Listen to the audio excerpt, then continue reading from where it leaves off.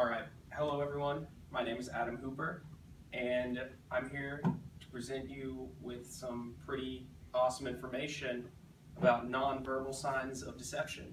Because we all know that the verbal signs aren't really that telling, to be honest. I could stand up here and I say, hey, my name's John MacArthur. I drove a black Camaro here. I'm 28 years old and I own my own house. Some of that is actually truthful, but some of it's not. And it's really hard to understand or actually notice what's a lie and what's not. And there have also been studies, numerous case studies, done through video camera when people are sitting in a room with these people, just talking to them blatantly.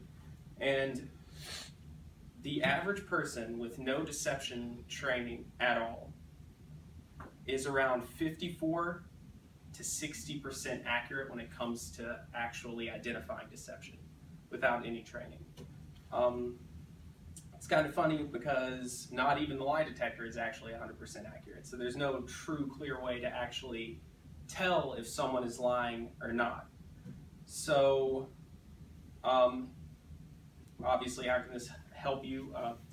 By bringing up how people's body language can help you find signs of deception during normal day-to-day interactions. The audience, which is you, of course, can gain more from this knowledge on nonverbal signs of deception and what might occur during deception, because some people can be really good with covering up how exactly they can deceive, such as when you see George Bush when he was president, and all the time he would be really finicky, and then he would just laugh off everything he'd do with a strange gesture, handshakes, things like that. There's a lot of defensive and offensive maneuverability that you can actually do to cover up signs of deception, as well as what's really funny that I saw was that actually stars like Britney Spears and all of those really famous people that everyone likes to look at on social media, they actually have deception coaches to teach them how to move about crowds and actually hide how they're actually feeling or what they're actually doing when they're talking to other people. So, by knowing the signs of deception, we can better figure out who is deceiving us and how we can better protect ourselves from deception.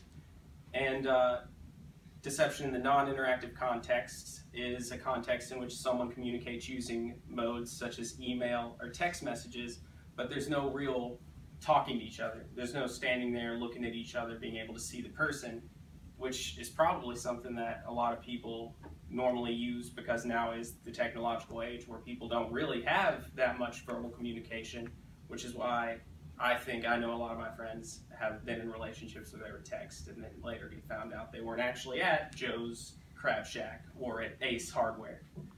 So some nonverbal signs of deception that are through body language. Speech errors sometimes can happen during deception, such as when someone's talking, they'll get more stuttered up about things that they're talking about when they're actually showing signs of deception, such as, like right now, like I have no idea. But anyway, you can actually tell through that. The most prominent mask is a smile, and a smile is used to cover true feelings, but there's always a weakness in its use. A seasoned liar can smile while lying, but it appears unnatural and it's not genuine. A truly felt smile is one that pulls the corner of the lips upward while bringing the cheek and eye muscles together. A false smile lacks the bunching of wrinkles around the eyes and the upward curl of the lips. These are called micro emotions. Basically, these little micro interactions where you see people like put their hands behind their back, or things of that nature to try to make themselves look bigger instead of smaller, such as when George Bush actually went to see Vladimir Putin when they were doing talks about the Cold War era. And you would see that Putin would stand in a way that everyone coming from the cars would actually look smaller or less important to him. And when he shakes their hand, he'll actually grab at the elbow to show his dominance over that person. But when our good boy George Bush walked up there, he actually came in at an angle to shake his hand with his on the left side and actually crowded him to make him actually own the space instead of Putin being able to stand there and seeing that he's bigger or he's running the show. And then on his way out, of course, George Bush grabbed him by the elbow, and Putin, to retort, actually gave him a tap on the shoulder to show, we're still standing at odds, kind of. We're not really, one person isn't winning this whole show. So what's best when it comes to detecting deception? We don't really know, to be honest. There's no true 100% way to tell if someone's deceiving you or not. You can be trained in it, like CIA, FBI, police are actually trained in it as well. And still, even with all the knowledge in the world, there are some people that are seasoned enough liars to actually just lie to your face and walk right away.